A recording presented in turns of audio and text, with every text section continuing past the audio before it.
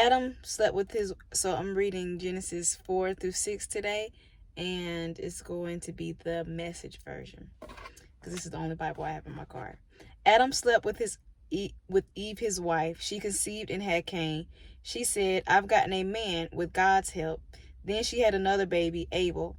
Abel was a herdsman and Cain a farmer. Time passed. Cain brought an offering to God from the produce of his farm. Abel also brought an offering, but from the firstborn animals of his herd, choice cuts of meat. God liked Abel and his offering, but Cain and his offering didn't get his approval.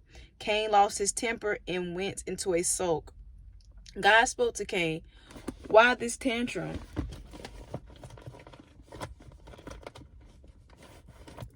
Why the sulking? If you do well, won't you be accepted? And if you don't do well, sin is lying in wait for you, ready to pounce. It's out to get you. You've got to master it. Cain had words with his brother. They were out in the field. Cain came at Abel, his brother, and killed him. God said to Cain, where is Abel, your brother? He said, how should I know? Am I his babysitter? God said, what have you done? The voice of your brother's blood is calling to me from the ground. From now on, you'll get nothing but curses from this ground. You'll be driven from this ground that has opened its arms to receive the blood of your murdered brother. You'll farm this ground, but it will no longer give you its best. You'll be a homeless wanderer on earth. Cain said to God, my punishment is too much. I can't take it. You've thrown me off the land, and I can never again face you. I'm a homeless wanderer on earth, and whoever finds me will kill me. God told him, no. Anyone who kills Cain will pay for it 7 times over. God put a mark on Cain to protect him so that no one who met him would kill him. Cain left the presence of God and lived in no man's land east of Eden. Cain slept with his wife. She conceived and had Enoch. And then built a city and named it after his son Enoch. Enoch had Irad. Irad had Mehujael. Mehujael had Methuselah, and Methuselah had Lamech. Lamech married 2 wives, Ada and Zillah. Ada gave birth to Jabal, the ancestor of all who live in tents and herd cattle. His brother's name was Jabal, the ancestor of all who played the lyre and flute. Zillah gave birth to Tubal Cain, who worked at the forge making bronze and iron tools. Tubal Cain's sister was Naamah. Lamech said to his wives, Ada and Zillah, listen to me. You wives of Lamech, hear me out. I killed a man for wounding me, a young man who attacked me. If Cain is avenged 7 times, for Lamech is 77. Adam slept with his wife again. She had a son whom she named Seth. She said, God has given me another child in place of Abel, whom Cain killed. And then Seth had a son whom he named Enosh. That's when men and women began praying and worshiping in the name of God. The family tree of the human race. This is the family tree of the human race. When God created the human race, he made it godlike with a nature akin to God. When Adam was 130 years old, he had a son who was just like him, his very spirit and image, and named him Seth. After the birth of Seth, Adam lived another 800 years, having more sons and daughters. Adam lived a total of 930 years, and he died. When Seth was 105 years old, he had Enosh. After Seth had Enosh, he lived another 807 years, having more sons and daughters. Seth lived a total of 912 years, and he died. When Enosh was 90 years old, he had Kenan. After he had Kenan, he lived another 815 years, having more sons and daughters. Enosh lived a total of 905 years, and he died.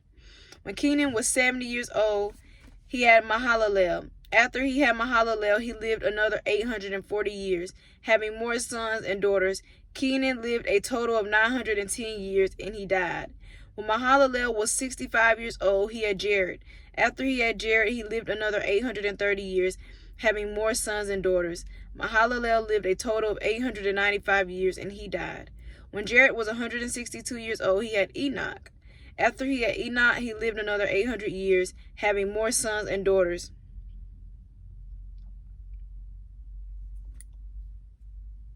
Jared lived a total of 962 years, and he died. When Enoch was 65 years old, he had Methuselah. Enoch walked steadily with God. After he had Methuselah, he lived another 300 years, having more sons and daughters. Enoch lived a total of 365 years. Enoch walked steadily with God, and then one day he was simply gone. God took him. Then Methuselah was 187 years old. He had Lamech. After he had Lamech, he lived another 782 years. Methuselah lived a total of 969 years, and he died. When Lamech was 182 years old, he had a son. He named him Noah, saying, "This one will give us a break from the hard work of farming the ground that God cursed." After Lamech had Noah, he lived another 595 years, having more sons and daughters. Lamech lived a total of 777 years, and he died. When Noah was 500 years old, he had Shem, Ham, and Japheth, giants in the land. When the human race began to increase with more and more daughters being born, the sons of God noticed that the daughters of men were beautiful. They looked them over and picked out wives for themselves. Then God said, "I'm not going to breathe life into men and women endlessly. Eventually they're going to die. From now on, they can expect a lifespan of 120 years. This was back in the days and also later, when there were giants in the land. The giants came from the union of the sons of God and the daughters of men. These were the mighty men of ancient lore, the famous ones. Noah and his sons. God saw that human evil was out of control. People thought evil, imagined evil, evil from morning to night. God was sorry that he had made the human race in the first place. It broke his heart. God said, "I'll get rid of my ruined creation, make a clean sweep, people, animals, snakes, and bugs, birds, the works. I'm sorry I made them." But Noah was different. God liked what he saw in Noah. This is the story of Noah. Noah was a good man, a man of integrity in his community. Noah walked with God. Noah had 3 sons, Shem, Ham, and Japheth. As far as God was concerned, the earth had become a sewer. There was violence everywhere. God took one look and saw how bad it was. Everyone corrupt and corrupting. Life itself corrupt to the core. God said to Noah, "It's all over. It's the end of the human race. The violence is everywhere. I'm making a clean sweep. Build yourself a ship from teak wood. Make rooms in it. Coat it with pitch inside and out. Make it 450 feet long, 75 feet wide, and 45 feet high. Build a roof for it and put in a window 18 inches from the top. Put in a door on the side of the ship and make 3 decks lower, middle, and upper. I'm going to bring a flood on the earth that will destroy everything alive until under heaven. Total destruction. But I'm going to establish a covenant with you. You'll board the ship with your sons, your wife, and your sons' wives, and will come on board with you. You also are to take 2 of each living creature, a male and a female, on board the ship to preserve their lives with you. 2 of every species of bird, mammal, and reptile. 2 of everything, so as to preserve their lives along with yours. Also, get all the food you need and store it up for you and them." Noah did everything God commanded him to do. Chapter 7. Next, God said to Noah, "Now board the ship, you and all your family, out of everyone in this generation. You're the righteous one. Take on board with you 7 pairs of every clean animal, a male and a female, 1 pair of every unclean animal, a male and a female, and 7 pairs of every kind of bird, a male and a female, to ensure their survival on earth. In just 7 days I will pour rain on earth for 40 days and 40 nights. I'll make a clean sweep of everything that I've made." Noah did everything God commanded him. Noah was 600 years old when the flood waters covered the earth. Noah and his wife and sons and their wives boarded the ship to escape the flood.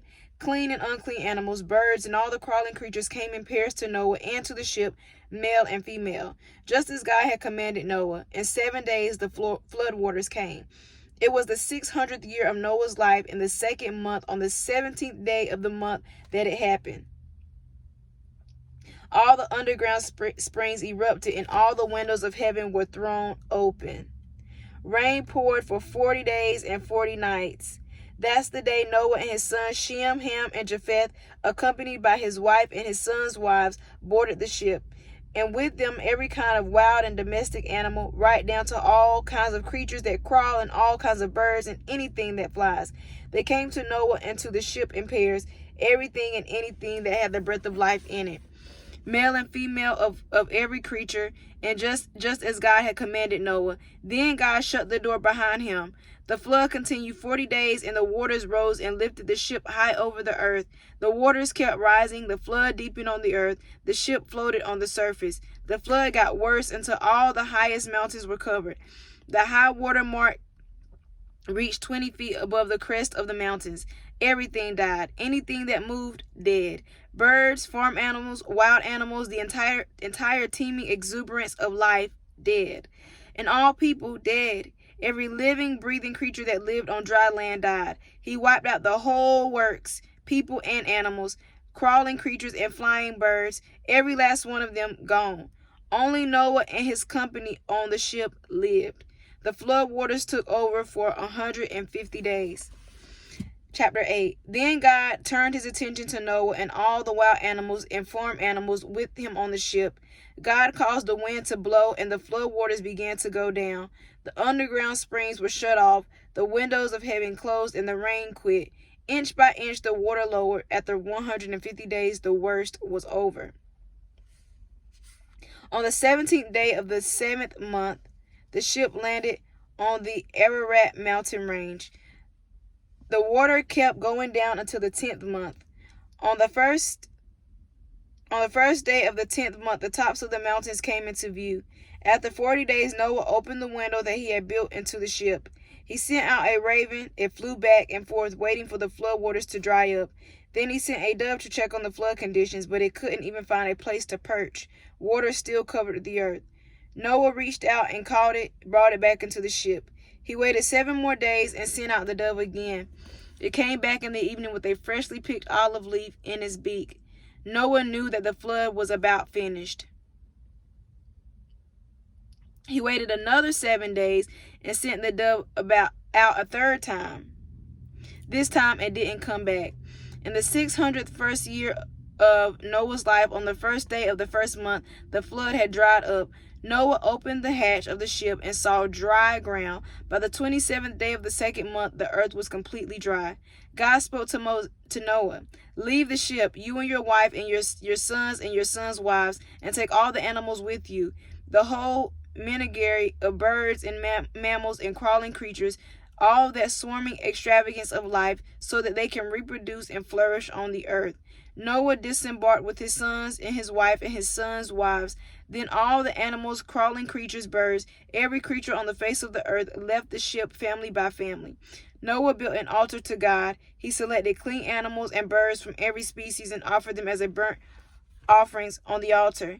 God smelled the sweet fragrance and thought to himself, "I'll never again curse the ground because of people. I know that they have this bent toward evil from an early age, but I'll never again kill off everything living as I've just done. For as long as earth lasts, planting and harvest, cold and heat, summer and winter, day and night will never stop." Amen.